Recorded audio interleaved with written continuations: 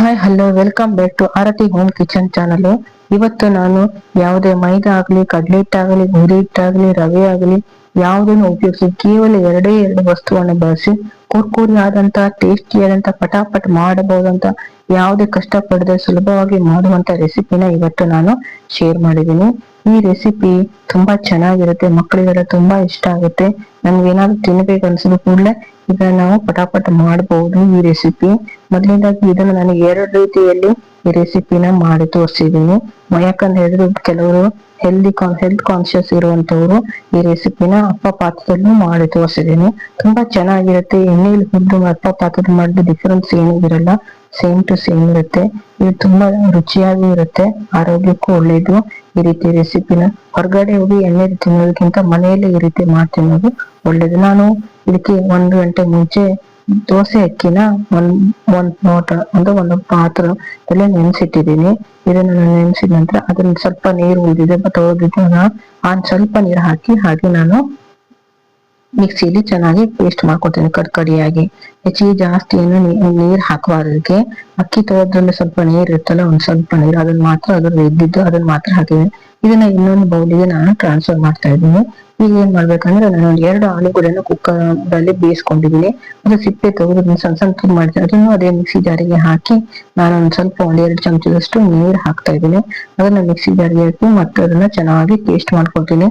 ಅದ್ರಲ್ಲಿ ಯಾವುದೇ ಗಂಟುಗಳು ಇರ್ಬಾರ್ದು, ಆಲೂಗಡ್ಡೆ ಹಾಗೆ ಇಳಿದಿರ್ಬಾರ್ದು, ಚೆನ್ನಾಗಿ ಪೇಸ್ಟ್ ಆಗ್ಬೇಕು, ಈ ರೀತಿ ಕಂದ ಆಗಿರ್ಬೇಕು. ಇದನ್ನ ನಾನು ಮಾಡ್ತಿದ್ದೀನಿ. ಈ ಅಕ್ಕಿ ಹಿಟ್ಟಿನ ಇದಕ್ ಪಾತ್ರಕ್ಕೆ ಇದನ್ನು ಹಾಕ್ತಾ ಇದ್ದೀನಿ. ಇದನ್ನೆಲ್ಲ ಹಾಕಿದ ನಂತರ ನಾನು ಏನ್ ಮಾಡ್ತಾ ಇದ್ದೀನಿ, ಇದಕ್ಕೆ ಕೆಲವೊಂದು ಮಸಾಲೆಗಳನ್ನ ಹಾಕ್ತಾ ಇದ್ದೀನಿ. ಮತ್ತೇನಿಲ್ಲ, 1 ಚಮಚದಷ್ಟು ಉಪ್ಪು ಸಿಂಪಲ್ ಆಗಿದೆ ಹಾಕ್ತಾ ಇದ್ದೀನಿ ರುಚಿಗೆ ತಕ್ಕಷ್ಟು. ನಂತರ ಕರಿಬೇವನ್ನ ಸಣ್ಣದಾಗಿ ಕೊಚ್ಚಾಕಿದ್ದೀನಿ. ನಂತರ ಕೊತ್ತಂಬರಿ ಸೊಪ್ಪನ್ನ ಸ್ವಲ್ಪ ಈಚೆ ಸಣ್ಣ ಕೊಚ್ಚ, 1 ಚಮಚ ಜೀರಿಗೆ, 1 ಹಸಿಮೆಣಸನ್ನ ಹಾಕಿದ್ದೀನಿ. ಬೇಕಾದ್ರೆ ಖಾರ ಬೇಕಂದ್ರೆ 2 ರಿಂದ 3 ಹಾಕೋದು. ಮಕ್ಕಳು ತಿನ್ನೋರಿದ್ರೆ 1 ಹಸಿಮೆಣಸು ಸಾಕು, ಯಾಕಂದ್ರೆ ಬೇರೆ ಖಾರ ಏನೋ ಹಾಕೋದಿಲ್ಲ. ಖಾರ ಇಷ್ಟ ಪಡೋರು 1 3 ರಿಂದ 4 ಹಸಿಮೆಣಸನ್ನ ಹಾಕ್ಬೋದು. ಬೇಕಾದ್ರೆ ಇದಕ್ಕೆ 1 3 ರಿಂದ 4 ಚಮಚದಷ್ಟು ಕಾಯಿ ತುರಿನೂ ಹಾಕ್ಬೋದು. ಇದನ್ನೆಲ್ಲ ಹಾಕಿ 1 3 ನಿಮಿಷದಲ್ಲಿ ಚೆನ್ನಾಗಿ ಇದನ್ನ ಕಲ್ಸ್ಕೊಳ್ಬೇಕು. ಯಾಕಂದ್ರೆ ಅಕ್ಕಿ ಹಿಟ್ಟು ಗಟ್ಟಿ ಇರೋದ್ರಿಂದ ಆಲೂಗಡ್ಡೆ ಜೊತೆಗೆಲ್ಲ ಚೆನ್ನಾಗಿ ಮಿಕ್ಸ್ ಆಗ್ಬೇಕು. ಹಾಗಾಗಿ ಚೆನ್ನಾಗಿ ಕಲ್ಸ್ಕೊಳ್ಬೇಕು. ಇದನ್ನ ನೋಡಿ ಈ ರೀತಿ ಚೆನ್ನಾಗಿ ಕಲ್ಸ್ಕೊಳ್ಬೇಕು. ಈ ರೀತಿ ಒಂದೇ ದಿಕ್ಕಿನ ಕಡೆಗೆ ನಾವು ಕೈಯನ್ನ ಕಲ್ಸ್ಬೇಕು. ಯಾಕಂದ್ರೆ ಇದು ಚೆನ್ನಾಗಿ ಹಿಟ್ಟೆಲ್ಲ ಮಿಕ್ಸ್ ಆಗ್ಬೇಕಲ್ಲ. ನೋಡಿ ಈಗ ರೆಡಿ ಆಗಿದೆ ನಮ್ಮ ಹಿಟ್ಟು. ನಾನು ಈಗ ಗ್ಯಾಸ್ ಮೇಲೆ ಎಣ್ಣೆ ಕಾವಲಿಯನ್ನು ಇಟ್ಟು ಕಾದ ನಂತರ ನಾನು ಕೈಯಲ್ಲೇ ಒಂದು ಸಣ್ಣದಾಗಿ ಕಟ್ ಮಾಡಿ ಇದನ್ನ ಹಾಕ್ತೀನಿ. ದೊಡ್ಡ ಪೀಸ್ ಮಾಡಬಾರ್ದು, ಚಿಕ್ಕ ಪೀಸ್ಗಳನ್ನ ಕಟ್ ಮಾಡಿ ಕೈಯಲ್ಲಿ ಚೂಟೆ ಹಾಕ್ತಾ ಇದ್ದೀನಿ. ನೀವು ಕೈಗಳಿಗೆ ಅಂಟ್ಕೊಳ್ತಾ ಅನ್ಸಿದ್ರೆ ಒಂದ್ ಸ್ವಲ್ಪ ನೀರನ್ನ ಹಂತ ಇಟ್ಕೊಂಡು ಕೈಗೆ ಒಂಚೂರು ನೀರನ್ನ ತಾಗಿಸ್ಕೊಂಡು ಈ ರೀತಿ ಒಂದೊಂದೇ ಸಣ್ಣ ತುಂಡುಗಳು ಮಾಡಿ ಹಿಟ್ಟಿನ ಪೀಸನ್ನ ಈ ರೀತಿ ಚೂಟಿ ಹಾಕ್ಬೇಕು ಬಾಣ್ಲಿಗೆ. ನೋಡಿ ಈ ರೀತಿ ಹಾಕಿ ಇದನ್ನ 5 ನಿಮಿಷದವರೆಗೆ ಮೀಡಿಯಂ ಉರಿಯಲ್ಲಿಟ್ಟು ಇದನ್ನ ಚೆನ್ನಾಗಿ ಬೇಯಿಸ್ಕೊಳ್ಬೇಕು. ನೋಡಿ ಈಗ ಒಂದ್ ಸೈಡ್ ಬೆಂದಿದೆ. ನಾನೇನ್ ಮಾಡ್ತಿದ್ದೀನಿ, ಇನ್ನೊಂದ್ ಸೈಡಿಗೆ ಇದನ್ನ ಹಾಕ್ತಾ ಇದ್ದೇನೆ. ಇನ್ನೊಂದ್ ಸೈಡಿಗೆ ಹಾಕ್ತಾ ಇದ್ದೀನಿ. ಈ ರೀತಿ ಹಾಕಿ 5 ನಿಮಿಷದವರೆಗೆ ಇದನ್ನ ಮೀಡಿಯಂ ಉರಿಯಲ್ಲಿ ಚೆನ್ನಾಗಿ ಬೇಯಿಸ್ಕೊಳ್ಬೇಕು. ಇದು ಬೇಗ ಬೇಯ್ತದೆ, ಹೆಚ್ಚಿಗೆ ಹೊತ್ತೇನು ಬೇಕಾಗಿರೋದಿಲ್ಲ. ಇದ್ರಲ್ಲಿ ಜೀರಿಗೆ ಎಲ್ಲ ಹಾಕಿರೋದ್ರಿಂದ, ಹಸಿಮೆಣಸು, ಜೀರಿಗೆ, ಕರಿಬೇವು ಹಾಕಿರೋದ್ರಿಂದ ತುಂಬಾ ಚೆನ್ನಾಗಿರುತ್ತೆ ಟೇಸ್ಟ್. ನೋಡಿ ಇದು ಈಗ ಬೆಂದಿದೆ. ನೋಡಿ ಈಗ ಬಣ್ಣ ಬದಲಾಗಿದೆ. ಈ ರೀತಿ ಬಣ್ಣ ಬದಲಾದ ನಂತರ ಇದನ್ನ ನಾವೇನ್ ಮಾಡ್ಬೇಕಂತ ಹೇಳಿದ್ರೆ ಇದನ್ನ ನಾವು ನಿಧಾನವಾಗಿ ತೆಗಿಬೇಕು. ಈ ರೀತಿ ತಕ್ಕೊಳ್ಬೇಕು ಒಂದೊಂದನೆ. ನಂತರ ಒಂದ್ ಸ್ವಲ್ಪ ಉಳಿದೆ, ಅದನ್ನ ನಾನೇನ್ ಮಾಡ್ತೀನಿ, ಇದೇ ರೀತಿ ಚೂಟ್ ಹಾಕ್ತಾ ಇದ್ದೀನಿ. ಕೈಯಲ್ಲಿ ಚೂಟಿ ಸ್ವಲ್ಪನೇ ಹಾಕ್ತಾ ಇದ್ದೀನಿ. ದೊಡ್ಡ ಪೀಸ್ ಹಾಕ್ಬಾರ್ದು. ಸಣ್ಣದು ನೋಡಿ ಎಷ್ಟು ದೊಡ್ಡಕ್ಕೆ ಆಗ್ತದೆ ಅಂತ ಎಣ್ಣೆಲಿ ಬಿಟ್ಟ ಮೇಲೆ ದೊಡ್ಡಕ್ಕಾಗುತ್ತೆ. ಈ ರೀತಿ ಅದನ್ನ ಹಾಗೆ 5 ನಿಮಿಷವರೆಗೆ ಇದನ್ನ ಚೆನ್ನಾಗಿ ಬೇಯಿಸ್ಕೊಳ್ಬೇಕು ಎಣ್ಣೆಯಲ್ಲಿಯ. ಇದೀಗ ಮಗ್ಚಾಕ್ಬೇಕು. ಈಗ ನಾವು ಒಂದ್ ಸೈಡ್ ಮಗ್ಚಾಕಿರ್ಬೇಕು. ಈ ರೀತಿ ಮಗ್ಚಾಕೋದ್ರಿಂದ ಇನ್ನೊಂದ್ ಸೈಡ್ ನಾವು ಬೇಯಿಸ್ಕೊಳ್ಬೇಕು. ಮಕ್ಕಳಿಗೆಲ್ಲ ಹೊರಗಡೆಯಿಂದ ಎಣ್ಣೆ ತಿಂಡಿ ತಿನ್ನೋದಕ್ಕಿಂತ ಮನೆಯಲ್ಲೇ ಮಾಡಿರೋದು ಕೊಡ್ಬೋದು.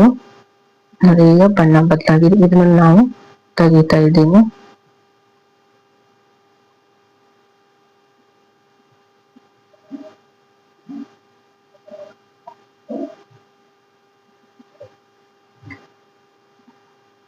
ನಂತರ ಅಪ್ಪ ಪಾತ್ರದಲ್ಲಿ 1-2 ಚಮಚದಷ್ಟು ಎಣ್ಣೆನ ಹಾಕೊಂತ ಇದ್ದೀನಿ. ಅಪ್ಪ ಪಾತ್ರ ಕಾದ ನಂತರ ನಾವು ಮಾಡ್ಬೇಕಂತ ಹೇಳಿದ್ರೆ ನಾವು ಕಲ್ಸಿಟ್ಟಿದ್ದಿಲ್ಲ ಅದೇ ಹಿಟ್ಟನ್ನ ಏನ್ ಮಾಡ್ತಾ ಇದ್ದೀನಿ ನಾನು ಅಪ್ಪ ಪಾತ್ರಕ್ಕೆ ಹಾಕ್ತಾ ಇದ್ದೀನಿ, ಒಂದೊಂದೇ ಪಾತ್ರಕ್ಕೆ. ಬೇಕಾದ್ರೆ ಸ್ವಲ್ಪ ದಪ್ಪ ಅನ್ಸಿದ್ರೆ ನೀರ್ ಸಹ ಹಾಕೊಳ್ಬೋದ ಈ ಹಿಟ್ಟಿಗೆ. ರೀತಿ ಒಂದೊಂದೇ. ಬೇಕಾದ್ರೆ ನಾವ್ ಇದಕ್ಕೆಲ್ಲ ಕೆಲವು ತರಕಾರಿಗಳಾದಂತ ಕ್ಯಾರೆಟ್ ಅದನ್ನೆಲ್ಲ ಹಾಕಿ ಇದಕ್ಕೆ ತರಕಾರಿಗಳನ್ನು ಹಾಕ್ಬೋದು, ಸಣ್ಣ ಸಣ್ಣ ಕಟ್ ಮಾಡಿ ಅದನ್ನೆಲ್ಲ ಹಾಕಿ ನೋಡಿ ರೀತಿ ಹಾಕಿ ಒಂದು 5 ನಿಮಿಷದವರೆಗೆ ನಾವೇನ್ ಮಾಡ್ಬೇಕು, ಮುಚ್ಚಿಟ್ಟು ಬೇಯಿಸ್ಬೇಕು. ನೋಡಿ ಈಗ ಬೆಂದಿದೆ. ಇದು ನಾವೇನ್ ಮಾಡ್ಬೇಕು, ನಿಧಾನವಾಗಿ ಒಂದೊಂದನ್ನೇ ರೀತಿ ಮಗ್ಚ್ ಹಾಕಬೇಕು. ಈ ರೀತಿ ಒಂದೊಂದನ್ನೇ ಮಗ್ಚ್ ಹಾಕಬೇಕು. ಇವೆಲ್ಲ ಮಗ್ಚ್ ಹಾಕಿದ ನಂತರ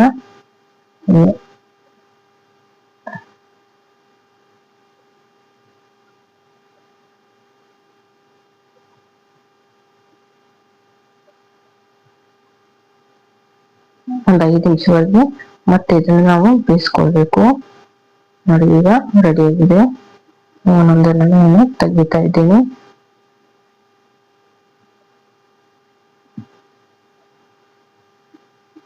ಈ ಅಪ್ಪ ಪಾತ್ರ ಮತ್ತೆ ಎಣ್ಣೆಯಲ್ಲಿ ಹುರಿದಲ್ಲಿ ಏನ್ ಡಿಫ್ರೆನ್ಸ್ ಏನ್ ಬರಲ್ಲ, ಟೇಸ್ಟ್ ಸೇಮ್ ಇರುತ್ತೆ, ಅಂತದೇನು ಚೇಂಜ್ ಬರಲ್ಲ, ಚೆನ್ನಾಗಿರುತ್ತೆ. ಎರಡು ಒಂದೇ ತರದಲ್ಲಿ ಆಗಿರುತ್ತೆ. ಆದ್ರೆ ಇದು ಎಣ್ಣೆಲಿ ಹುರಿದಿರೋದ್ರಿಂದ ಸ್ವಲ್ಪ ಕುರುಮ್ ಜಾಸ್ತಿ ಇರುತ್ತೆ ಎಲ್ಲಾ ಕಡೆಗೂ. ಅಂದ್ರೆ ಒಂದ್ ಸೈಡ್ ಮಾತ್ರ ತುಂಬಾ ಸಾಫ್ಟ್ ಇರುತ್ತೆ, ಇನ್ನೊಂದ್ ಸೈಡ್ ಚೆನ್ನಾಗಿ ಇರುತ್ತೆ. ನೋಡಿ ಇದನ್ನ ನಾನು ಚಟ್ನಿ ಜೊತೆ ಅಥವಾ ಟೊಮೆಟೊ ಸಾಸ್ ಜೊತೆಗೆ ಇದನ್ನ ಸರ್ವ್ ಮಾಡ್ಬೋದು. ನಾನು ಮಾಡಿದ್ದೀನಿ ನೋಡಿ, ಇದು ಒಳಗಡೆ ಎಷ್ಟೊಂದು ಸಾಫ್ಟ್ ಆಗಿದೆ, ಹೊರಗಡೆಯಿಂದ ಎಷ್ಟೊಂದು ಕುರುಮ್. ಇದು ನನ್ನ 4 ರಿಂದ 5 ತಾಸವರೆಗೂ ಇದು ಯಾವುದೇ ಮೆದು ಆಗುದಿಲ್ಲ, ಹಾಗೆ ಇರುತ್ತೆ. ನೋಡಿ ಅಪ್ಪ ಪ್ಯಾನೆಂಡು ಮಾಡಿರುವಂತದ್ದು ಈ ರೀತಿ ಬ್ರೇಕ್ಫಾಸ್ಟ್. ನೋಡಿ ಇದು ನೋಡಿ ಇದು ಯಾವ ರೀತಿ ಇರುತ್ತೆ, ಇದು ಇಷ್ಟೊಂದು ಗಟ್ಟಿಯಾಗಿದೆ, ಒಳಗಡೆಯಿಂದ ತುಂಬಾ ಸಾಫ್ಟ್ ಇದೆ. ನೋಡಿ ಅಪ್ಪ ಮಾಡಿದಾಗ ಗೊತ್ತಾಗುತ್ತೆ ಒಳಗಡೆ ಎಷ್ಟೊಂದು ಸಾಫ್ಟ್ ಆಗಿದೆ.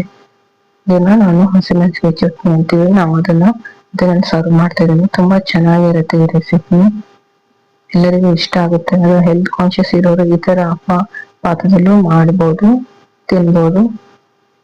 ಈ ತರ ರೆಸಿಪಿನ ತುಂಬಾ ಇಷ್ಟಪಡ್ತಾರೆ ಮಕ್ಕಳೆಲ್ಲ. ಸಂಜೆ ಹೊತ್ತಿಗೆಲ್ಲ ಮಕ್ಕಳೆಲ್ಲ ಬಂದವುಗಳಿಗೆ ಮನೆಯಲ್ಲೇ ಮಾಡ್ಕೊಡ್ಬೋದು. ನೀವು ಒಂದ್ಸಲ ಟ್ರೈ ಮಾಡಿ ನೋಡಿ, ಹೇಗಾಗಿದೆ ಅಂತ ನನಗೆ ಕಮೆಂಟ್ ಬಾಕ್ಸ್ ಅಲ್ಲಿ ತಿಳಿಸಿ.